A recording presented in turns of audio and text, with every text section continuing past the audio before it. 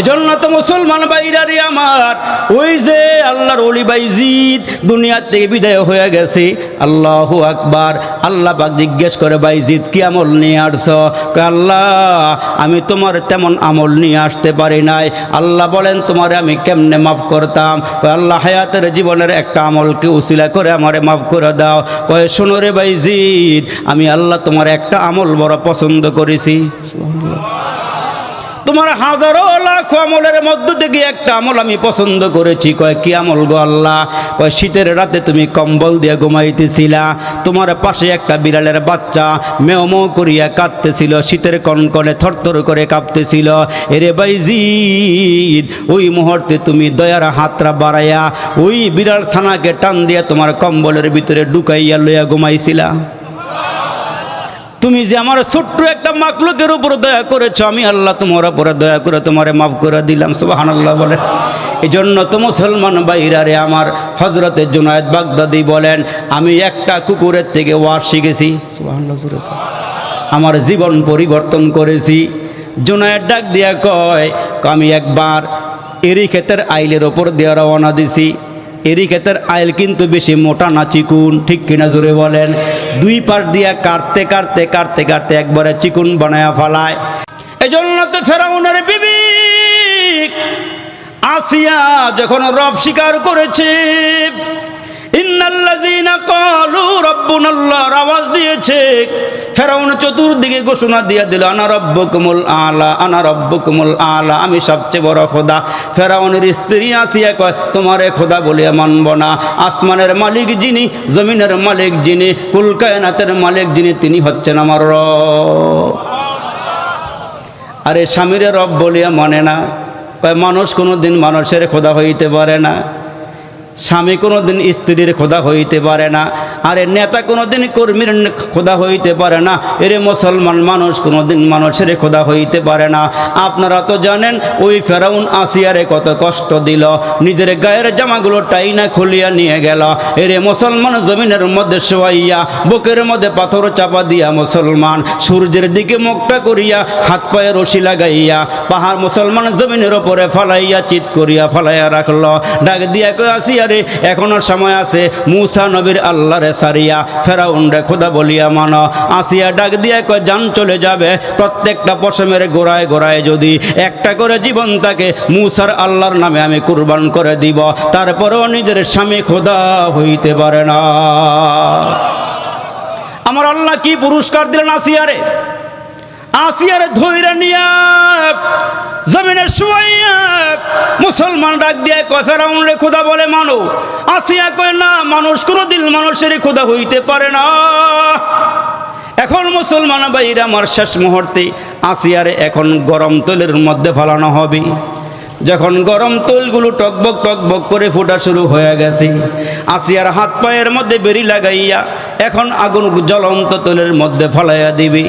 আসিয়া ডাক দিয়া কয়, মালিক, তোমার জন্য স্বামী হারাইলাম, তোমার জন্য ঘরবাড়ি হারাইলাম, তোমার জন্য সিংহাসন হারাইলাম, তোমার জন্য বিছানা হারাইলাম, আল্লাহ তোমার জন্য স্বামীর ঘর হারাইলাম। তোমার কাছে আমি কিছুই চাই না, আল্লাহ এই মুহূর্তে তোমার জান্নাতে আমার একটা ঘরের মালিক বানায়া দাও। রব্বিবনিলি ইনদাকা বাইতান ফিল জান্নাহ, আল্লাহ তোমার কাছে জান্নাতে একটা ঘর চাই। আমার আল্লাহ ডাক দিয়া কই, জিবরাইল, আল্লাহু আকবার বলেন না আওয়াজ করে। ও জিবরাইল, চিন্তার কোনো কারণ নাই, আমি আসিয়ার জন্য জান্নাতে ঘর বানায়া ফেলাইছি। ওই জান্নাতটা এখন আসিয়ার সামনে তুলিয়া ধরবা। সুবহানাল্লাহ জোরে কোন। আসিয়ার ডাক আল্লাহ কবুল করে ফেলাইছেন। আসিয়া জান্নাতের যে ঘরের মধ্যে ঢুকবে রে বাবা, আমার মালিক ডাক দেয়া কয়, জিবরাইল, জান্নাতের আসিয়ার সামনে তুলিয়া ধরো। আসিয়ার ওপরে এত অত্যাচার, এমন নির্যাতন চালাইছে রে বন্ধু, চামড়াগুলো খুইলা পালাইছে। এরে মুসলমান বন্ধুরা, রক্তগুলো ফিঙ্কে দিয়ে বের হয়ে গেল। কিন্তু মুসলমান আসিয়া ডাক দিয়া কয়, জীবন গেলে জীবন পাবো, ইমান তো পাবো না। জীবন গেলে মালিকের দরবারে আবার জীবন পাওয়া যাবে, কিন্তু ইমান হারা হইল তো ইমান আর পাওয়া যাবে না। জীবন চলিয়া যাক, ইমান দিব না। আমার আল্লাহ পাক রব্বে কারিম জান্নাতে আসিয়ার যেই ঘরের মালিক বানাইয়া দিলেন, ওই ঘরটা তার সামনে তুলিয়ে ধরা হলো। আমার আল্লাহ ডাক দিয়া কয়, ও আজরাইল, তাড়াতাড়ি করিয়া চলিয়া যাও। এই মুহূর্তে আসিয়ার দেহটা পড়বে তৈলে, আর রুহুটা পড়বে আমার জান্নাতে। এরে মুসলমান ভাইরারে একটু কানে মনের কান দিয়া শোনো। আমরা ছিলাম রুহু জগতের মধ্যে, ওই রুহু জগতের শুরু আছে আবার শেষও আছে। রুহু জগৎ থেকে আল্লাহ পাক রব্বে কারিম আমাদেরকে আরেকটা জায়গার মধ্যে পাঠাইলেন, এটার নাম হলো আলমে আরহাম। মায়ের পেটের মধ্যে পাঠাইছেন। আরে মায়ের পেটের শুরু আছে আবার শেষও আছে। মায়ের পেটের থেকে যেই জায়গার মধ্যে আসছি এইটার নাম হচ্ছে আলমে দুনিয়া। আমরা এখন যেই জগতের মধ্যে আছি এইটা হলো দুনিয়ার জগৎ। এই জগৎ থেকে আল্লাহ আমার আরেকটা জায়গায় নিয়ে যাবেন, ওই জায়গাটার নাম হলো আলমে বরজখ, কবরের জগৎ। আরে কবরের জগতের শুরু আছি, কবরের জগতের আবার শেষও আছি। ওইখান থেকে আরেকটা জগৎ আছে, আরেকটা জগতের নাম হলো আলমে আখেরাত। 5টা জায়গা অতিক্রম করলাম। 1 নম্বরে আলমে আরওয়াহ, 2 নম্বরে আলমে আরহাম, 3 নম্বরে আলমে দুনিয়া, 4 নম্বরে আলমে কবর, আলমে বরজখ, 5 নম্বরে হলো আলমে আখেরাত। এরে মুসলমান ভাইরা, দুনিয়ার শেষ আছি, দুনিয়ার শুরু আছে শেষও আছি, কবরের শুরু আছে কবরের শেষও আছি। আখেরাতের জীবনের কোনো দিন শেষ নাই। আল্লাহু আকবার, জোরে বলেন। আরে আখেরাত বুঝাইতে গিয়ে আপনার আমার নবী বলেন, আখেরের জগৎটা কত বড় হবে, পরকালের জগৎটা কত লম্বা হবে জানেন? যেখানে আমাদেরকে থাকতে হবে কত লম্বা হবে। আল্লাহ রসুল ডাক দিয়া কয়, ও আমার উম্মতেরা শোনো। মুফাসসিরিনে কেরাম কত সুন্দর করে বলেন, কয় আসমান থেকে নিয়ে জমিন পর্যন্ত মাঝখানের গ্যাপটা হলো 500 বছরের রাস্তা। আল্লাহু আকবার বলেন। আমরা যেই জমিনের মধ্যে আছি এই জমিন থেকে প্রথম আসমান হলো 500 বছরের দূরত্ব। মুফাসসিরিনে কেরাম বলেন, কয় জমিন থেকে যদি আসমান পর্যন্ত ছোট ছোট দানা, সরিষার দানা দিয়া ভরিয়ে দেওয়া হয়, এরা মুসলমান স্তূপ দিয়া জমিন থেকে আসমান পর্যন্ত ভরিয়ে দেওয়া হয়, তাম দুনিয়াটা যদি ভরিয়ে দেওয়া হয়, মুফাসসিরিনে কেরাম বলেন যদি একটা ছোট্ট পাখি লাগাইয়া দেওয়া হয়, ওই পাখিটা মুখে করে ঠোঁটে করে একটি করে সরিষার দানা নিয়ে বিদায় হয়ে যাবে। 1000 বৎসর পরে আবার ওই পাখিটা এসে আর একটা সরিষার দানা নিয়ে যাবে। ওই দানাটা লইয়া গিয়ে আবার 1000 বৎসর পরে আবার এসে আর একটা দানা নিয়ে যাবে। এমন করে নিতে নিতে নিতে নিতে একটা দিনে সরিষা শেষ হয়ে যাবে, পরকালের হায়াত শুরু হবে, আর কোনো দিন শেষ হবে না। আল্লাহু আকবার বলেন। এই দুনিয়ার জন্য থাকার জন্য আমি গাড়ি করলাম, বাড়ি করলাম, জায়গা করলাম, কত কিছু করলাম, আমি কত পুঞ্জি খাটাইলাম। পরকালের জন্য আমি কি করলাম? রসুল ডাক দিয়ে আরেকটা উদাহরণ দিয়ে আল্লাহর পয়গম্বর বুঝান, কয় আরে তোমার পাশে যেই সাগর, এই সাগরের মাঝখানে যদি আঙ্গুল ঢুকাইয়া দেওয়া হয়, আঙ্গুলটা ঢুকাইয়া আঙ্গুলটা উঠাইলে পরে আঙ্গুলের অগ্রভাগে মাথার মধ্যে যতটুকু পানি লাগে, এইটা হইল দুনিয়ার হায়াত, আর সাগর হইল পরকালের হায়াত। আল্লাহু আকবার। এরে মুসলমান একটু খেয়াল করিয়া শুনে যান। এজন্য আমরা যখন দেশ থেকে বিদেশে যাই, এরে মুসলমান বাবাজিরা আমার, আমরা যখন দেশ থেকে বহির দেশে যাই, ওইখানে যাইতে হলে পাসপোর্ট লাগে, ভিসা লাগে, লাগে কিনা বলেন? মনে করেন আপনি এই দেশ থেকে ইন্ডিয়া যাবেন, ভারত যাবেন, পাকিস্তান যাবেন, সৌদি আরব যাবেন, অন্য অন্য দেশে যাবেন, যাইতে হলে মুসলমান ওই দেশের একটা ভিসা লাগে। আমার দেশের পাসপোর্ট লাগে, ওই দেশেরই ভিসা লাগে। আরে পাসপোর্ট ভিসা ছাড়া যাওয়া যায় না। মুরব্বীরা কত সুন্দর করে বলেন, ইমান নামক পাসপোর্টটা তৈয়ার করো, আমল নামের ভিসা লাগাইয়া কবরে যাও। তুমি যদি আমল নামের ভিসা না লইয়া কবরে যাও, ওই কবর মুসলমান ভাইরা তোমারে চিনবে না, আমারও চিনবে না। এই জন্য মুসলমান ফাতেমা তো জোহরা নবীজির আদরের মেয়ে, নবীজির 4টা মেয়ের থেকে ছোট মেয়ে ফাতেমা যেদিন মারা যায়, এরে মুসলমান বাবাজিরা আমার, ফাতেমা ডাক দিয়া কয়, স্বামী আমারে কেউ দেখে নাই, আমি এমন পর্দা করেছি আমার ছায়াটাও কেউ দেখে নাই। সুবহানাল্লাহ। এ আমার মায়েরা, আমি জানি দোহার এলাকায় পুরুষের চেয়ে মা বোন বেশি মাহফিলে আসেন। আপনারা একটু খেয়াল করিয়া শুনিয়া যান গো মা, এ মা একটু খেয়াল করিয়া শুনিয়া যান। এরে আমার বাবাজিরা রে, ফাতেমা তো একজন মেয়ে, আমার নবীর ছোট মেয়ে, 4 নম্বর মেয়ে ফাতেমা, বড় আদরের মেয়ে, বড় মোহাব্বতের মেয়ে, নবীজির কলিজার টুকরা। আমার নবী ডাক দিয়া কয়, ফাতেমারে যারা মোহাব্বত করে তারা যেন আমারে মোহাব্বত করলো, আর ফাতেমারে যারা কষ্ট দিল এরা যেন আমার এই কষ্ট দিল। আপনাদের কষ্ট হইতেছে, খারাপ লাগতেছে বেশি মনে হয়? তাহলে একটু খেয়াল করে শোনো বাবা। আবু যর গিফারি বলেন, ফাতেমা মারা গেল, এই মুসলমান ফাতেমা যে ওসিয়ত করে গেছে স্বামীর স্বামী, বাহিরের কোনো মানুষের খবর দিয়েন না, কারণ আমি এমন পর্দা করেছি আমার ছায়াটাও কেউ দেখে নাই, পরপুরুষে ভিন্ন কোনো পুরুষে আমার ছায়াটাও দেখে নাই। এ স্বামী, আমি মারা যদি যাই একটা কাজ কইরেন, আপনি আর আমার 2 সন্তান হাসান হোসাইনকে সঙ্গে করে লইয়া আমার জানাজা পইরা খাটিয়াটা 3 জনে উঠাইয়া কবরে নামায়া দিয়েন। আল্লাহু আকবার বলেন। ও স্বামী, রাতের বেলা মরে দাফন কইরেন, কেউ যেন টের না পায়, কোনো খোঁজ খবর দিয়েন না, কোনো এলান করিয়েন না। আমি চাই না আমি মরার পর আমার লাশটাকে হুদা হোক। কেমন পর্দা করছি এরে বাবাজি একটু খেয়াল করিয়া শোনেন। এরে আমার মায়েরা গো, তোমার এই চেহারাটা পর পুরুষকে ভিন্ন পুরুষকে দেখায়ও না।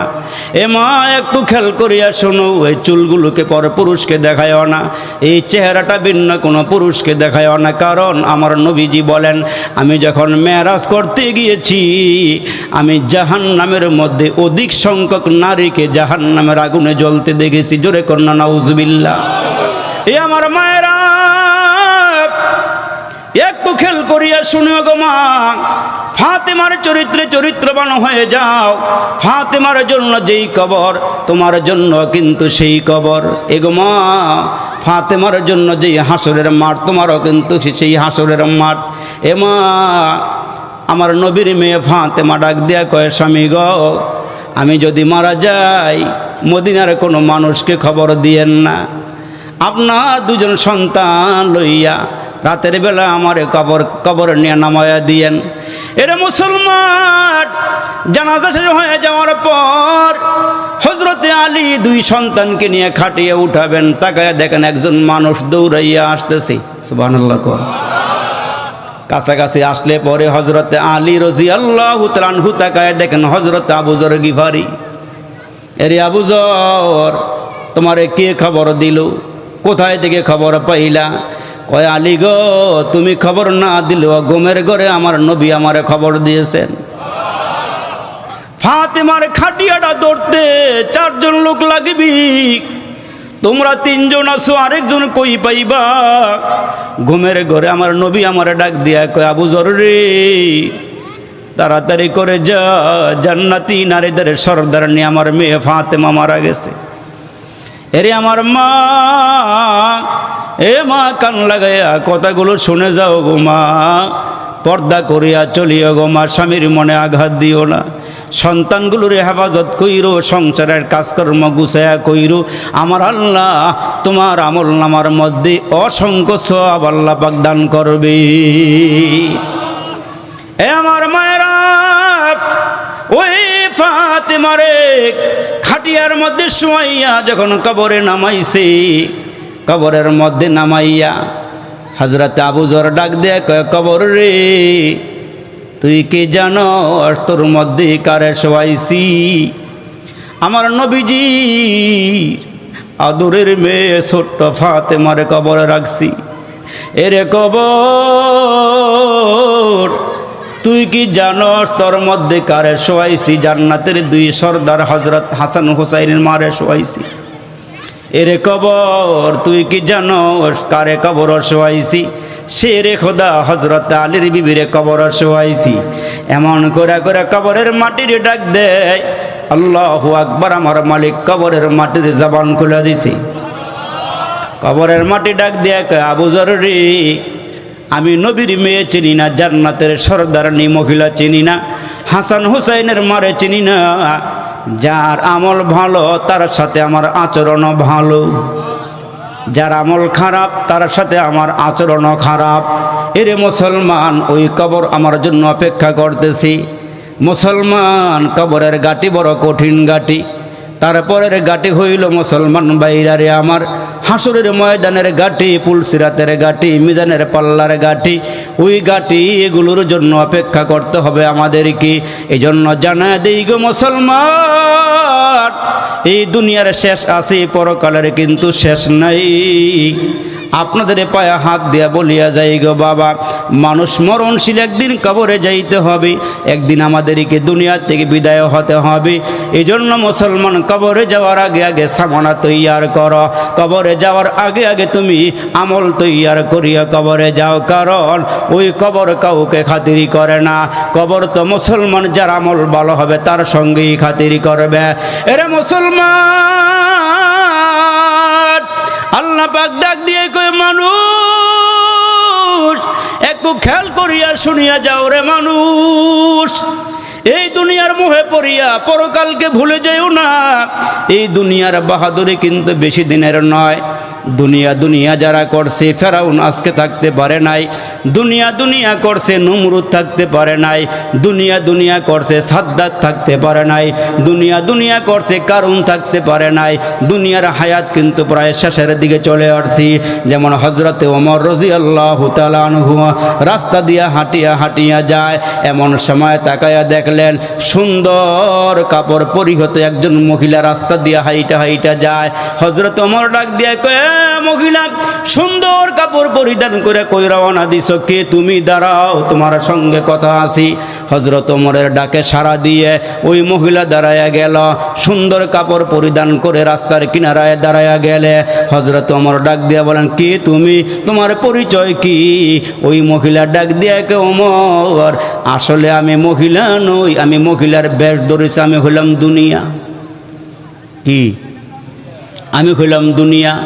হজরত ওমরের সামনে আসলে পরে হজরত ওমর তাকায়া দেখে বুড়া মহিলা, চামড়া ঢিলা হয়ে গেছে, মুখের দাঁতগুলো ক্ষয় হয়ে গেছে। ওমর ডাক দিয়া কয়, তুমি দুনিয়া? কয় হ্যাঁ। কয়, তোমার কপালের মধ্যে কালো চিহ্ন কেন? তোমার দুই পায়ের হাঁটুর মধ্যে কালো চিহ্ন কেন বলো? ওই দুনিয়া ডাক দিয়া কে, ওমর, আমার বয়স প্রায় শেষের দিকে, আমি বুড়া হয়ে গেছি। এরে মুসলমান, হজরত ওমর কয়, আচ্ছা বুঝলাম, তোমার বয়স শেষ হয়ে যাচ্ছি, কিয়ামত গনাই আসছি, কিয়ামতের আলামত শুরু হয়ে যাইতেছি।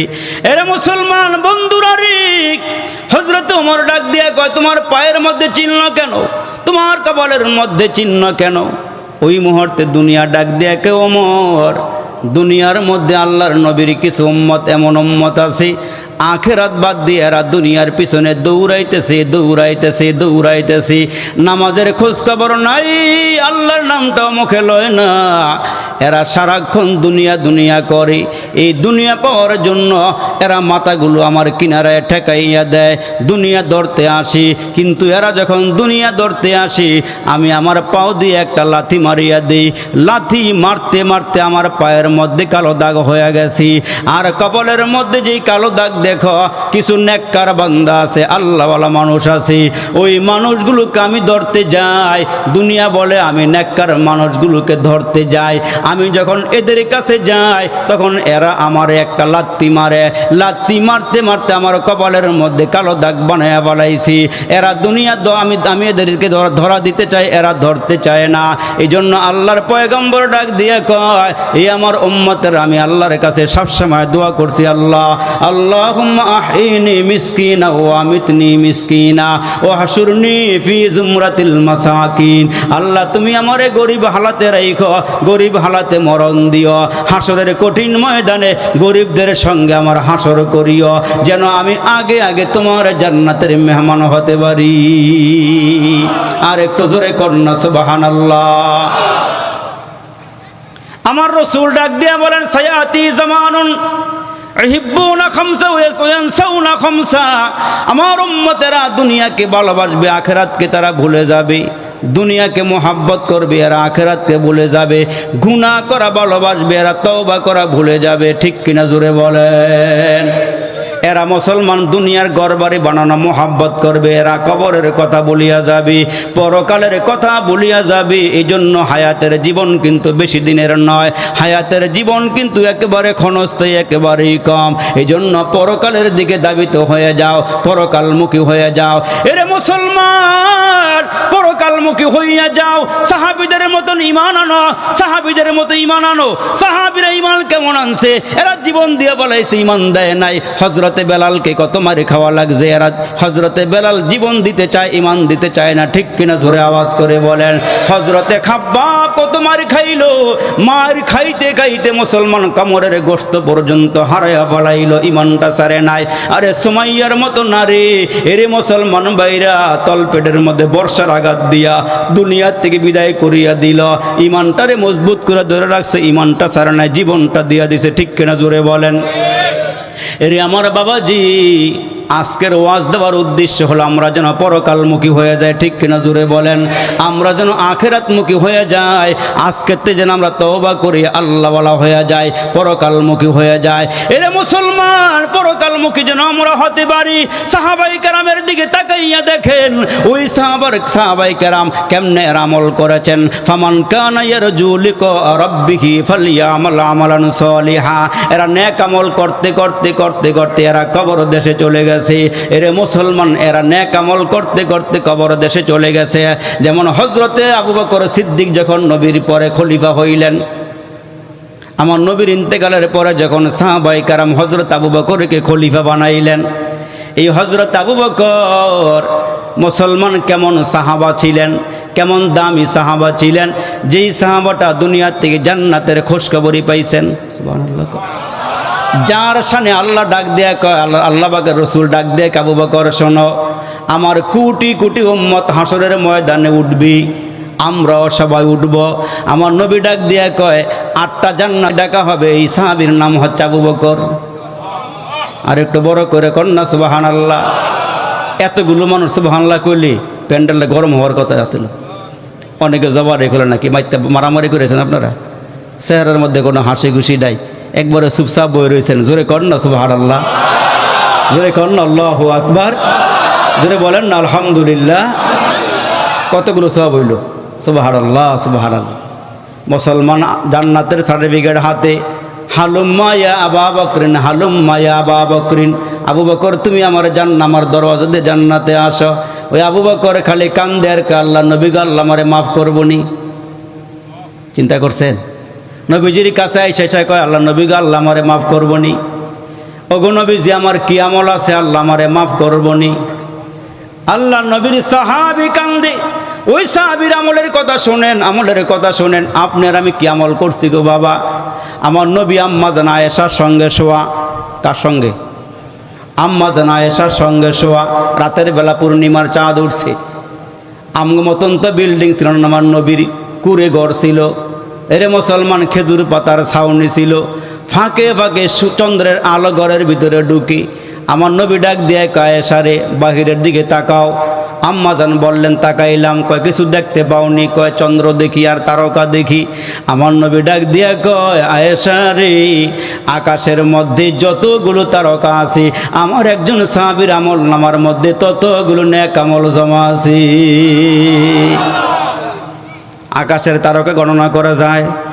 অল্প কটা তারকা মনে হয়। এরা মুসলমান, আমার নবী ডাক দিয়ে কয়, আয়েশারে আকাশের মধ্যে যে তারকা আছে, যতগুলো তারকা আছে, আমার একজন সাহাবীর আমল নামার মধ্যে ততগুলো নেক আমল জমা আছে।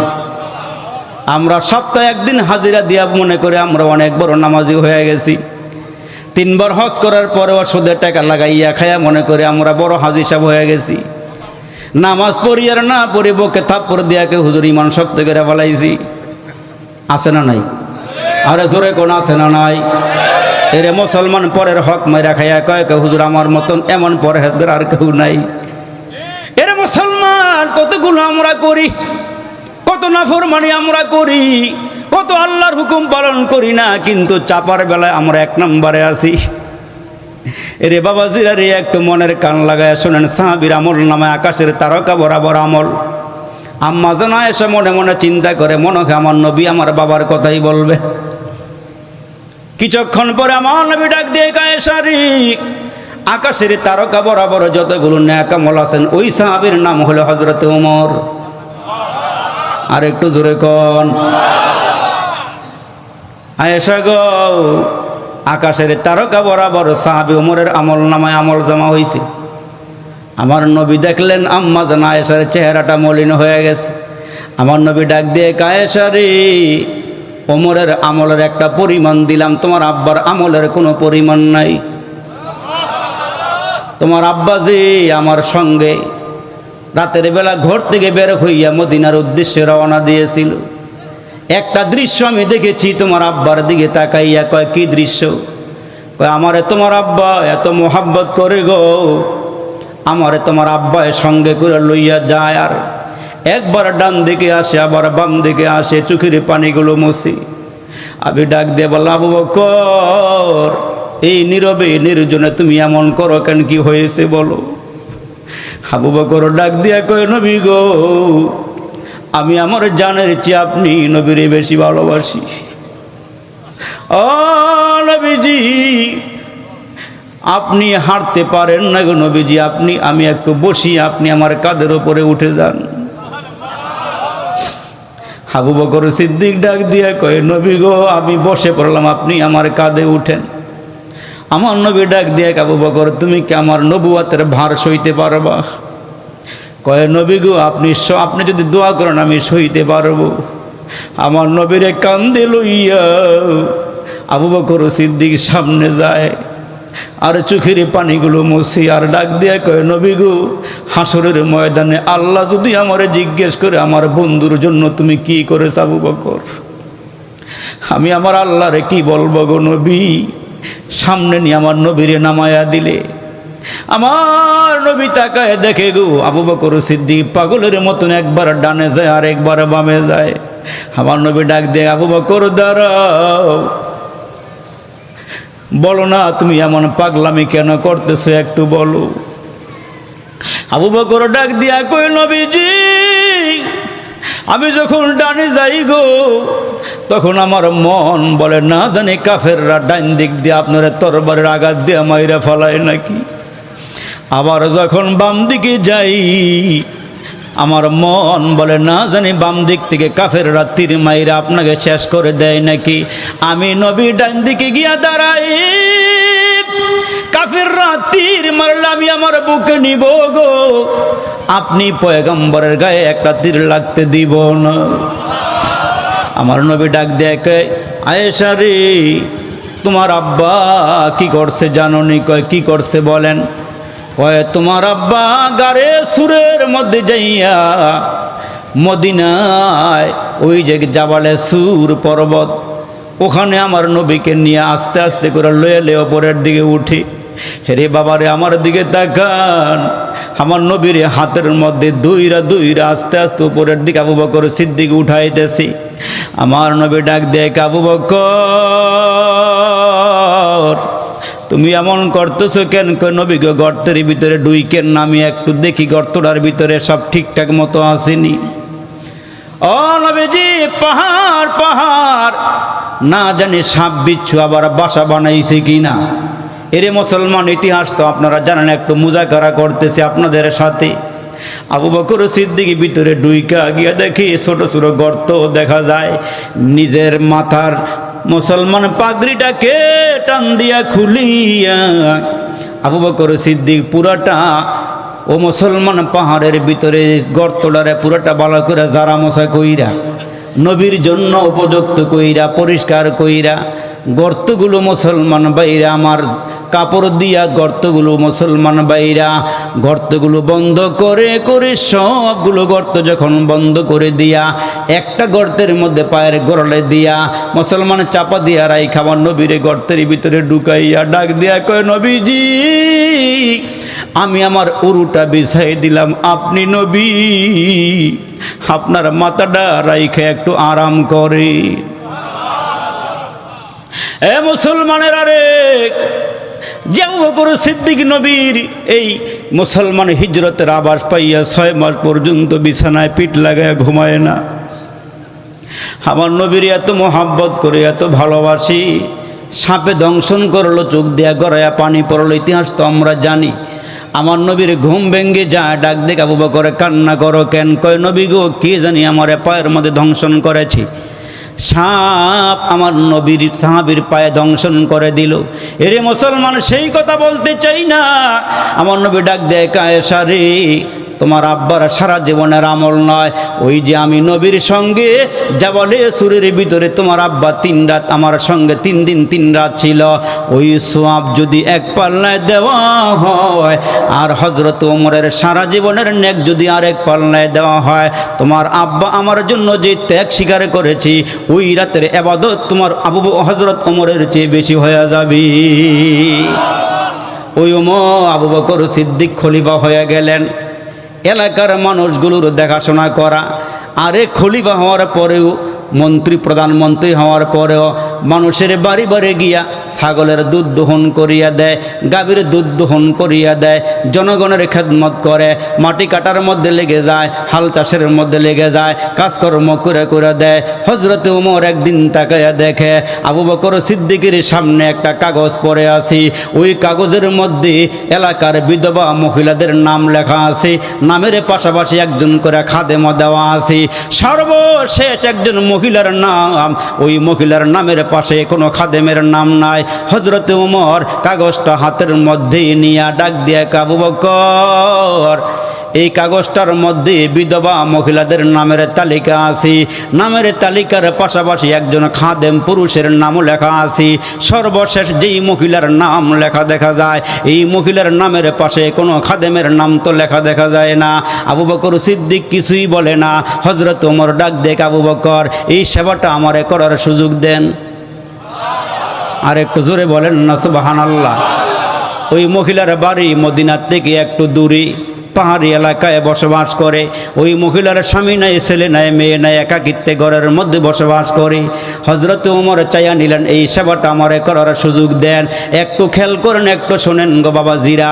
হযরত ওমর রাতের বেলা ওই মহিলার ঘরের সামনে গিয়ে দাঁড়ায়া আওয়াজ দিলেন দরওয়াজায়, আম্মা, আমি আসছি ওমর, আপনার ঘরের সেবা করার জন্য। দরওয়াজাটা খোলেন, কি কি কাজ করা লাগবে বলেন, তালিকা দেন। পানি আনা লাগবে, আপনার খাবার তৈরি করা লাগবে, বিছানা ঝাড়ু মোছা করা লাগবে, আপনার কাপড়গুলো ধোয়া লাগবে। ওই মহিলা ডাক দিয়া কয়, আপনি কে? কয়, আমি ওমর। কয়, আপনি আসার আগে আগে আল্লাহর একজন বান্দা এসে ঘরের সব কাম গুছাইয়া দিয়া গেছে। শুধু ঘরের কাম গুছাইয়া দিয়া যায় নাই, ওই লোকটা আমার ঘরে আইসা, আমি মহিলা, বৃদ্ধা মহিলা, শক্ত খাবার খাইতে পারি না, আমার জন্য তরল খাবার পাকাইয়া নিজ হাত দিয়ে আমারে খাওয়াইয়া দিয়া যায়। এমন মানুষ আমার নজরে আর কোনোদিন পড়ে নাই। ওমর কয়, তাই নাকি? কয়, হ্যাঁ। হযরত ওমর মনে মনে চিন্তা করছেন, আগামীকালকার একটু আগে আগে যাব। সুবহানাল্লাহ, জোরে বলে। খলিফাতুল মুসলিমিন হযরত আবু বকর সিদ্দিক, এর মুসলমান ভাইরা, মদিনার শাসক হযরত আবু বকর। হযরত ওমর আজকে একটু আগে আগে চলে গেলেন। আগে আগে যাওয়ার পর দরওয়াজায় গিয়ে আওয়াজ দেয়, বলেন, আম্মা গো, আমি আবারও আসছি, আপনার কি কি খেদমত করা লাগবে বলেন। মহিলা ঘরের ভিতর থেকে ডাক দিয়ে, আজকেও কাম শেষ হয়ে গেছে। হযরত ওমর চলে আসছে বাবাজি। পরের দিন আরেকটু আগে গেছেন। আরেকটু আগে যাওয়ার পরে মহিলারে আওয়াজ দিলে একই কথা ডাক দিয়ে, ওমর, আপনি আসার আগে আগে ওই লোকটা কাজ করিয়া শেষ করিয়া দিয়া চলিয়া গেছে, আমার কোনো কাজ এখন আর বাকি নাই। পরের দিন অনেক আগে হযরত ওমর গিয়া দরওয়াজার কিনারায় দাঁড়ায়া আছে। কে সেবা করে নাম বলে নাই, নামটাও প্রকাশ করে নাই। লোকটা কি? হযরত ওমর আড়ালে দাঁড়ায়া তাকায় দেখে গো, হযরত ওমর, হযরত আবু বকর সিদ্দিক নরমাল একটা পোশাক পরা, পায়ের মধ্যে স্যান্ডেল জুতাও নাই, মরুভূমির পথ হাইটা হাইটা মহিলার ঘরের দিকে রওনা দিয়েছে। মহিলার ঘরের দরওয়াজার সামনে গিয়ে হাজির। হযরত ওমর ডাক দেখ, আবু বকর, এই সেবাটা আমি আপনার কাছ থেকে চেয়ে নিয়েছিলাম, আপনি সেবাটা করেন, আপনি কেন বললেন না? আপনার পায়ে জুতা নাই কেন? সাধারণ পোশাক পরে আসছেন কেন? হযরত আবু বকর ডাক দেখ, ওমর, আমি পায়ে জুতা কেন পরি নাই? আমি রাতের বেলা একাকিত্বে রাস্তা দিয়া হাঁটি, আমার পায়ের আওয়াজ শুই না, স্যান্ডেলের আওয়াজ শুই না, যদি কোনো মানুষের ঘুম নষ্ট হয়ে যায়। এই জন্য আমি দৃঢ় পদে পদে সামনের দিকে হাঁটি। আর হাসরের কঠিন ময়দানে আমার আল্লাহ যদি আমার ডাক দিক, আবু বকর তুমি খলিফা হওয়ার পর এই মহিলাটা কষ্ট করেছিল কেন, আমি কি জবাব আল্লাহর কাছে দিব? এই জন্য আমার গোপনে কিছু আমল তো থাকা দরকার। এই কাজটা মানুষের সামনে আমি প্রকাশ করি নাই গো ওমর। ওমর হাউমাউ করিয়া কাঁদে আর বলে, আবু বকর আমি যদি আমার সারাটা জীবন শেষ করিয়া দেই, আপনার সঙ্গে কোনো দিক দিয়ে আমি কুলাইয়া উঠতে পারব না। এজন্য মুসলমান ভাইরারে আমার, একটা হলো ইহকালের জীবন, আর একটা হইল পরকালের জীবন। একটা হইল মুসলমান দুনিয়ার জীবন, আরেকটা হইল পরকালের জীবন। এরে আমারে কে পাঠাইলো, আমারে কে আবার নিয়ে যাবে রে বাবা? কে আমারে পাঠাইলো, কার কাছে যাওয়া লাগবে? আমরা দুনিয়ার কত নেয়ামত ভোগ করতেছি বাবা, কত নেয়ামত খাইতেছি। একটা মাছ যেমন 24 ঘন্টা পানির মধ্যে ডুবে থাকি, আমরা তদ্রূপ আল্লাহর এতগুলো নেয়ামতের মধ্যে ডুবে আছে রে বাবা। ওই নেয়ামতগুলো আমরা খাইতেছি। এই জন্য পায়ে হাত দিয়া বলিয়া যাই গো বাবা, পায়ে হাত দিয়া বলিয়া যাই রে বন্ধু, হায়াতের জীবনে কয়টা নেক আমল করেছি, কয়টা বদ আমল করেছি, একটু হিসাবটা মিলাইয়া যান। এই জন্য আল্লাহ ডাক দিয়ে, এক বান্দা আগে নামাজ পড়ো নাই, এখন থেকে খাঁটি মনে তওবা করো, আল্লাহ নামাজ আর ছাড়ব না। ওই নামাজগুলো যা আমরা পিছনে নষ্ট করে ফেলেছি, ওই নামাজগুলো আস্তে আস্তে আমরা পড়া শুরু করিয়া দেই। পড়তে পড়তে পড়তে পড়তে ফজর, জোহর, আসর, মাগরিব, এশা পড়তে পড়তে একটা দিন যখন আমার দিল বলবে আমার পিছনের নামাজ সব শেষ হয়ে গেছি, এরে মুসলমান বন্ধু আপনি আল্লাহর দরবারে খাঁটি মনে তওবা করবেন। আল্লাহ আমি গুনাহ করে ফেলাইছি, আমি আর গুনাহ করব না। আল্লাহ ডাক দিয়া কয়, তোমার আব্বা আম্মার সঙ্গে বেয়াদবি করলে তোমার আব্বা আম্মা ঘর থেকে ধাক্কা দিয়ে বের করিয়া দেয়, সারাদিন আব্বা আম্মার সামনে আসা যায় না। আর আমার আল্লাহ ডাক দিয়া কয়, মানুষ আমি আল্লাহ 24টা ঘন্টা তোমারে ক্ষমা দেওয়ার জন্য আমি বসিয়ে থাকি। সুবহানাল্লাহ। আমার আল্লাহ ডাক দিয়া কয়, লা তাকুনা তুমির রহমাতিল্লাহ, এরে বান্দা তোমরা আমার রহমত থেকে নৈরাশ হইও না। আল্লাহ ডাক দিয়া কয়, বান্দা তোমরা আমার রহমত থেকে নৈরাশ হইও না। আল্লাহ কয়, 100 রহমত সৃষ্টি করিয়া আমি একটা রহমত দুনিয়ার সবার মধ্যে বন্টন করে দিলাম, মাখলুকাতের মধ্যে আমি একটা রহমত বন্টন করিয়া দিলাম। এই জন্য মা তার সন্তানকে ভালোবাসি, সন্তান তার আব্বা আম্মারে ভালোবাসি। আর 99টা রহমত আমার আল্লাহ বলেন আমার কাছে আমি রেখে দিয়েছি। দেখছেন নি আল্লাহ কত বড় দয়ালু, আল্লাহ কত বড় মেহেরবান। ওই আল্লাহ ডাক দিয়ে কয়, মানুষ ঘরে গুনাহ করে বাহিরে যাওয়ার সুযোগ দেই, আবার বাহিরে গিয়া গুনাহ করলে ঘরে যাওয়ার সুযোগ দেই। আমি হলাম রহমান, আমি হইলাম রহমান। এরে মুসলমান, রহমান যে কত বড় দয়ালু রহমান। বেশ্যা মহিলা কত গুনাহ করছে, কত জিনা করছে, তার কোনো হিসাব নাই, কিন্তু আল্লাহর রহমত তার উপরে। মুসলমান পড়ছে রহমতের ছোঁয়া। কেমনে রহমত? ওই মহিলা রাস্তা দিয়ে হাইটা হাইটা যায়, হাঁটতে হাঁটতে মুসলমান সামনের দিকে গিয়ে দেখে একটা কুয়া। ওই কুয়ার কিনারায় তাকায় দেখে একটা কুকুর জিব্বাটা বার করে দিছি। পানির পিপাসায় মুসলমান হাহাকার শুরু করে দিল। ওই কুকুরের জিব্বা শুকায় গেছে, গলাটা শুকায় গেছে। পানি হইলে ভালো হইতো, একটু পানি পান করতে পারলে গলাটা বিস্ত, জিহিবাটা বিস্ত। কিন্তু কুয়ার ভিতর থেকে কুকুরটা কেমনে পানি উঠাবে, কেমনে পান করবে? মহিলা বুঝা ফলাইছে কুকুরের পিপাসা লাগছে। মহিলা দেরি করে নাই, পায়ের মধ্যে ছিল চামড়ার মৌজা। ওই মৌজাগুলো কাপড়ের আঁচলের মধ্যে বাইদা কুয়ার মধ্যে ফেলাইয়া কুয়ার ভিতর থেকে পানি উঠাইয়া ওই পানিটা কুকুরকে পান করাইছে। বুখারী শরীফের মধ্যে যে হাদিসটা আল্লাহ রসুল ইরশাদ করেছেন, বয়ান করেছেন, ওই মহিলা জিনাখোর মহিলা পানি উঠাইয়া কুকুররে পান করাইছি। আমার আল্লাহ ডাক দিয়া কয়, মহিলা তুমি আমার একটা মাখলুকরে, তুমি একটা মাখলুকরে সেবা দিয়েছ, মাখলুকের খেদমত করেছ। আমি আল্লাহ তোমার খেদমত করতেছি, আমি আল্লাহ তোমার গুনাহ মাফ করে দিছি। আরে একটু জোরে বলেন না সুবহানাল্লাহ। এজন্য তো মুসলমান ভাইরারে আমার, ওই যে আল্লাহর ওলি বাইজিদ দুনিয়া থেকে বিদায় হয়ে গেছে। আল্লাহু আকবার। আল্লাহ পাক জিজ্ঞেস করে, বাইজিদ কি আমল নিয়ে আসছো? কয় আল্লাহ আমি তোমার তেমন আমল নিয়ে আসতে পারি নাই। আল্লাহ বলেন তোমারে আমি কেমনে মাফ করতাম? কয় আল্লাহ হায়াতের জীবনের একটা আমলকে উসিলা করে আমারে মাফ করে দাও। কয় শোনো রে বাইজিদ, আমি আল্লাহ তোমার একটা আমল বড় পছন্দ করেছি। তোমার হাজারো লাখ আমলের মধ্য থেকে একটা আমল আমি পছন্দ করেছি। কয় কি আমল গো আল্লাহ? কয় শীতের রাতে তুমি কম্বল দিয়ে ঘুমাইতেছিলা, তোমার পাশে একটা বিড়ালের বাচ্চা মেও মেও করিয়া কাঁদতেছিল, শীতের কনকনে থরথর করে কাঁপতেছিল। এরে বাইজিদ, ওই মুহূর্তে তুমি দয়ার হাতটা বাড়াইয়া ওই বিড়াল ছানাকে টান দিয়া তোমার কম্বলের ভিতরে ঢুকাইয়া লইয়া ঘুমাইছিলা। তুমি যে আমার ছোট্ট একটা মাকলুকের উপর দয়া করেছো, আমি আল্লাহ তোমার উপরে দয়া করে তোমারে মাফ করে দিলাম। সুবহানাল্লাহ বলে। এই জন্য তো মুসলমান ভাইরারে আমার, হযরতে জুনায়েদ বাগদাদি বলেন, আমি একটা কুকুরের থেকে ওয়াজ শিখেছি। সুবহানাল্লাহ। আমার জীবন পরিবর্তন করেছি। জুনায়েদ ডাক দিয়া কয়, আমি একবার এরি ক্ষেতের আইলের ওপর দিয়ে রওনা দিছি। এরি ক্ষেতের আইল কিন্তু বেশি মোটা না চিকুন, ঠিক কিনা জোরে বলেন? দুই পাশ দিয়া কাটতে কাটতে কাটতে কাটতে একবারে চিকুন বানায়া ফালায়। ও মুসলমান আল্লাহর ওলি হযরতে জুনাইদ বলেন, আমি এরি ক্ষেতের আইলের উপর দিয়ে রওনা দিয়েছি। যাইতে যাইতে চলতে চলতে সামনের দিকে গেলাম, আমি তাকায়া দেখি অপর দিক থেকে একটা কুকুর আসতেছে। এই কুকুরটা জিহ্বাটা বার করিয়া দিছে, জিহ্বাটার ভিতর থেকে লালাগুলো টপ টপ টপ টপ করে পড়তেছে। দুজন মুখোমুখি হয়ে গেছে। কুকুরের জিহ্বার লালা হইল নাপাক। মানুষের জামাতে লাগলে জামাটা নাপাক হয়ে যায়, নষ্ট হয়ে যায়। হযরতে জুনায়েদ তাকায়া দেখে কিছুক্ষণ পরে আজান হয়ে যাবে। আজান হয়ে গেলে নামাজ পড়া লাগবে, আল্লাহর হুকুম পালন করা লাগবে। এরে মুসলমান, জুনায়েদ তো আল্লাহর ওলি, এমন ওলি উনি মুসলমান জমিনে দাঁড়াইয়া মুসলমান ডাক দেয় আল্লাহরে। আল্লাহর ডাক আল্লাহ পাক রব্বে কারিম তার ডাকটা মুসলমান আরশে আজিমের মধ্যে নিয়ে যায়।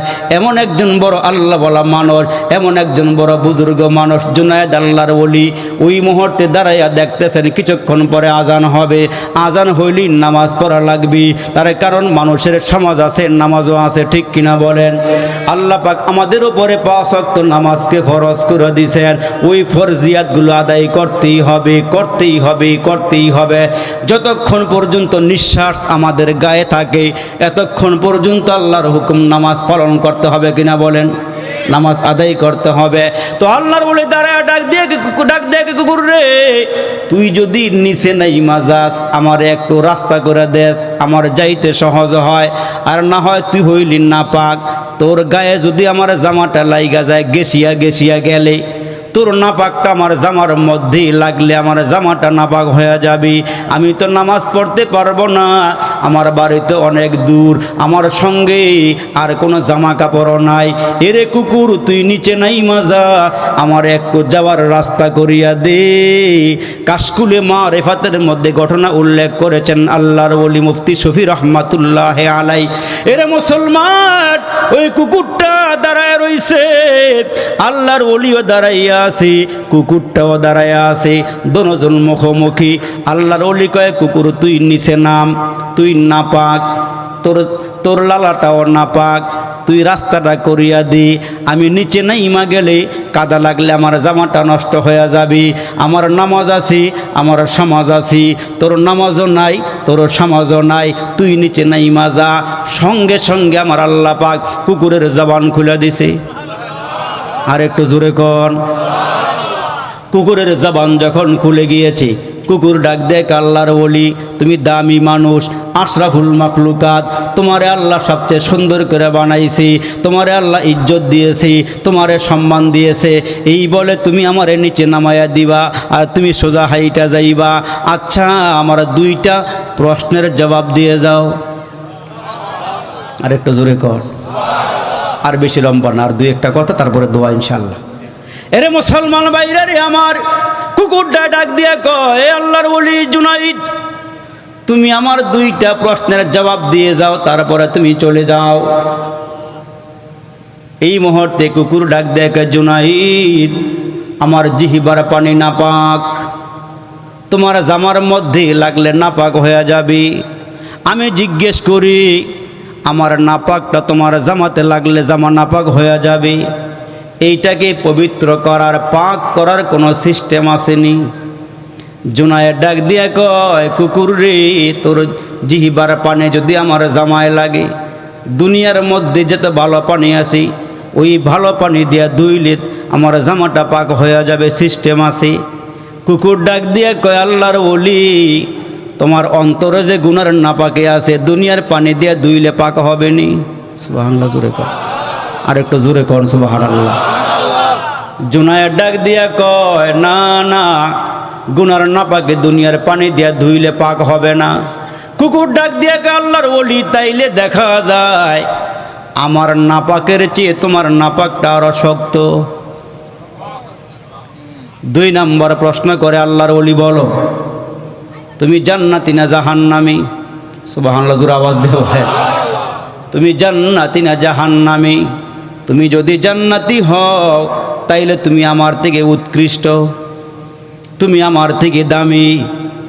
আর তুমি যদি জান্নাতি না হও, জাহান্নামী হও, তুমি আমার থেকে নিকৃষ্ট। কারণ আমি কুকুরের নামাজ নাই, সমাজ নাই, আমার জান্নাত জাহান্নাম কোনো কিছুই নাই। আমি মরে যাব যদি আমি দুনিয়াতে কাউকে কষ্ট দিয়ে থাকি, আল্লাহ হাসরের দিন দুর্বলটারে সবল বানাইয়া আর আমারে দুর্বল বানাইয়া ওই মুহূর্তে আল্লাহ ওইটা দিয়ে আমারে কামড় দেওয়াইয়া শাস্তি দিয়া সমান সমান করে আল্লাহ আমারে মাটির সঙ্গে মিলাইয়া দিবি। আমার জান্নাত জাহান্নাম কোনো কিছুই নাই। তুমি যদি জান্নাতি হও আমার থেকে দামি, আর জাহান্নামী হইলে তুমি আমার থেকে নিকৃষ্ট। জুনায়েদ আল্লাহর ওলি ডাক দিয়া কয়, এ কুকুর, তুই আমারে আজকে যে ওয়াজ শোনায়া দিলি, এই 2টা ওয়াজ আমার চলার জন্য যথেষ্ট, আমার জিন্দেগিতে আর ওয়াজ লাগবে না। আর একটু জোরে কন্যা সুবহানাল্লাহ। তো মুসলমান শুরুর দিকে বলতেছিলাম 5টা আমল।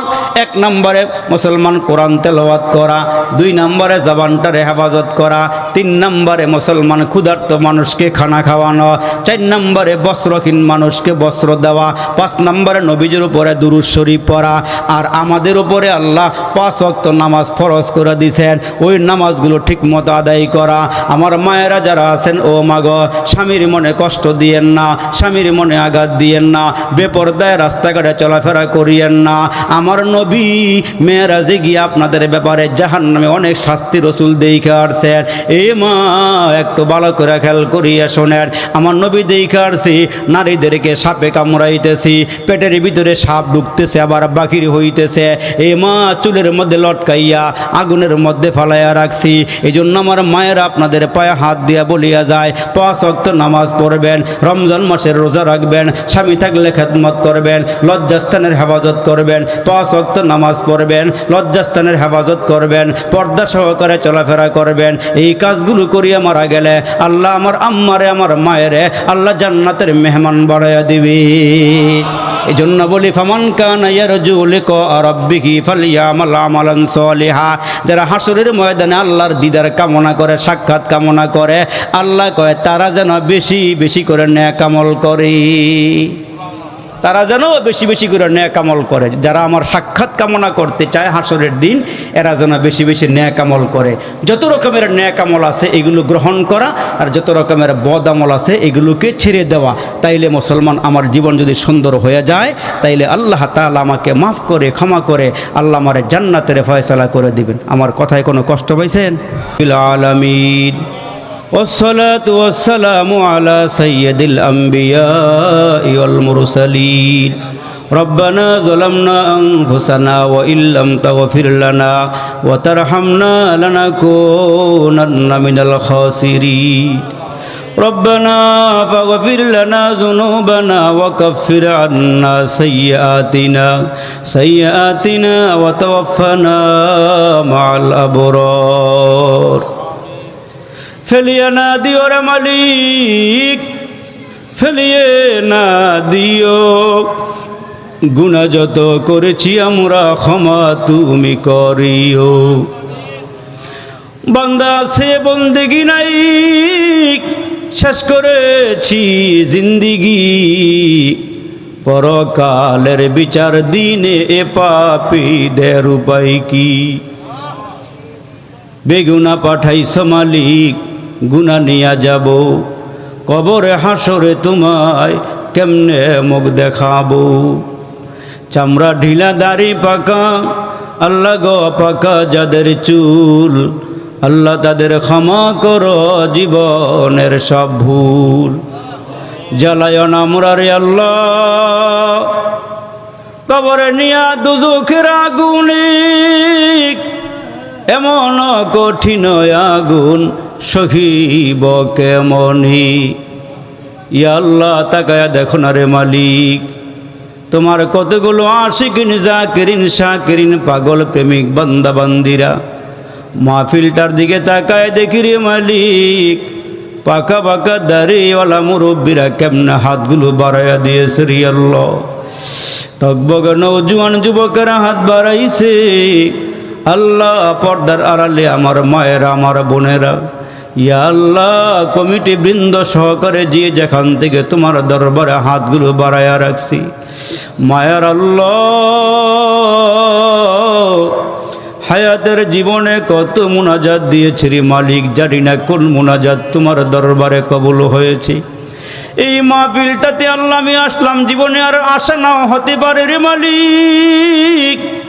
ইয়া আল্লাহ জানি না কার জন্য জানি আজকের মুনাজাতরা জীবনের শেষ মুনাজাত হয়ে যায়, জানা নাই রে মালিক কার জন্য জানি আজকের মাহফিলটা জীবনের শেষ মাহফিল হয়ে যায়। জানি না রে আল্লাহ কোন দোকানে 3টা কাফনের কাপড় পুরুষের জন্য রেডি হয়ে গেছি, জানা নাই কোন দোকানে আমার মার জন্য, আমার বোনের জন্য 5টা কাফনের কাপড় রেডি হয়ে গেছি।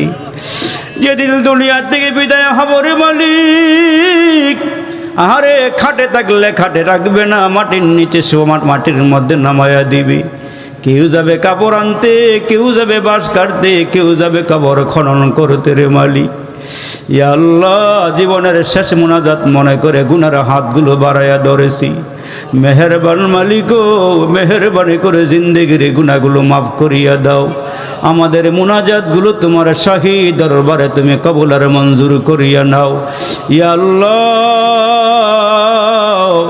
এই নারিশা খালপার এলাকার কোন মুরব্বীরে কবুল করেছো আমার জানা নাই, কোন যুবক তোমার দরবারে কবুল হয়ে গেছে জানা নাই রে মালিক। আজকের এই মাহফিল থেকে মহিলা প্যান্ডেল, পুরুষ প্যান্ডেল থেকে একজনকে আল্লাহ বলা আল্লাহ ওলি বানাইয়া আমরা গুনাহগারদের মুনাজাত তুমি কবুল করে নাও।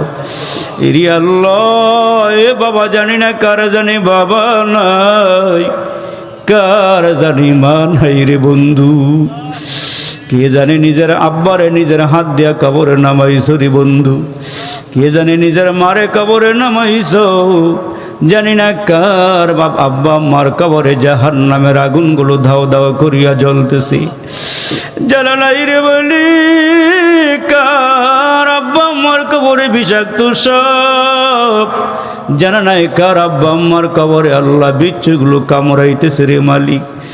ইয়া আল্লাহ ওয়াজ কমিটিরে তুমি কবুল করে নাও।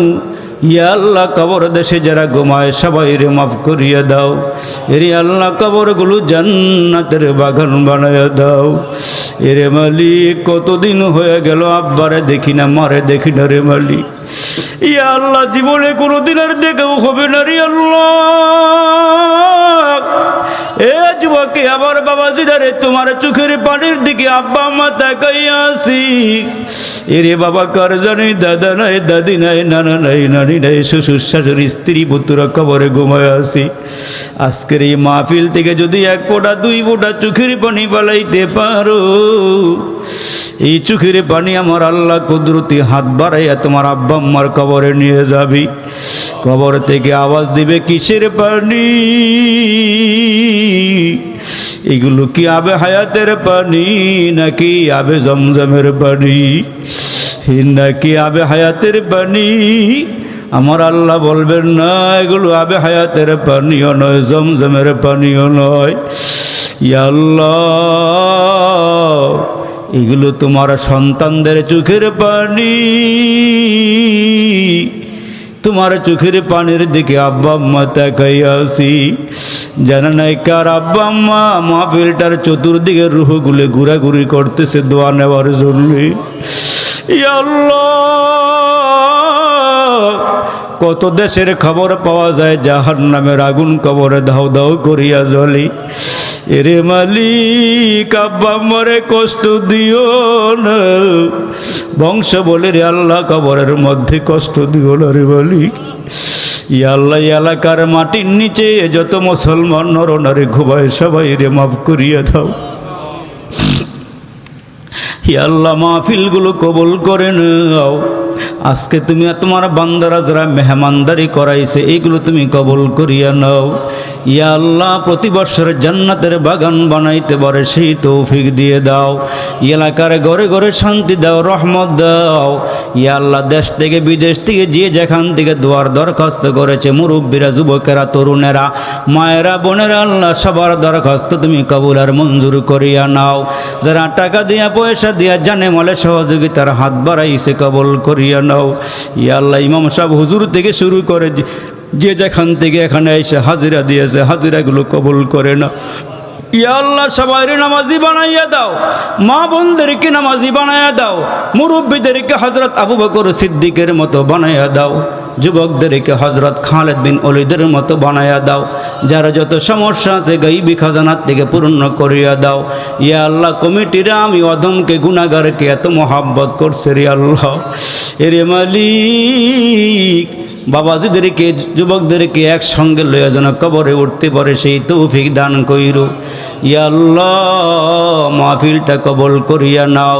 মোহাব্বতে ওয়াজ শুনলো যারা এই মাহফিলে আসিয়া, আল্লাহ তাদের মরণ কইর কাবা ঘরে নিয়া। আল্লাহ তাদের মরণ কইর রওজা পাকে নিয়া। আল্লাহ, যারা যারা বাইতুল্লাহ নিয়ত করছে আল্লাহ তুমি কেমনে নিবা জানি না। এরে মালিক, যারা বাইতুল্লাহ দেখলো না, নবীর রওজা দেখলো না, এমনও গরিব অসহায় মানুষ আছে বারবার যেতে চায় রে মালিক। আল্লাহ, মৃত্যুর আগে আগে তোমার ঘর বাইতুল্লাহ জিয়ারত করাইয়া দিও। আল্লাহ, নবীর রওজার কিনারায় হাজিরা দেওয়ার সুযোগ করে দিও। ইয়া আল্লাহ, মেহেরবানি করিয়া সবাই রে মাফ করিয়া দিও। বিদেশে যারা আছে আল্লাহ এদেরকে ভালো রাখো, কামাই রুজির মধ্যে বরকত দিও। রব্বির হামহুমা কামা রব্বা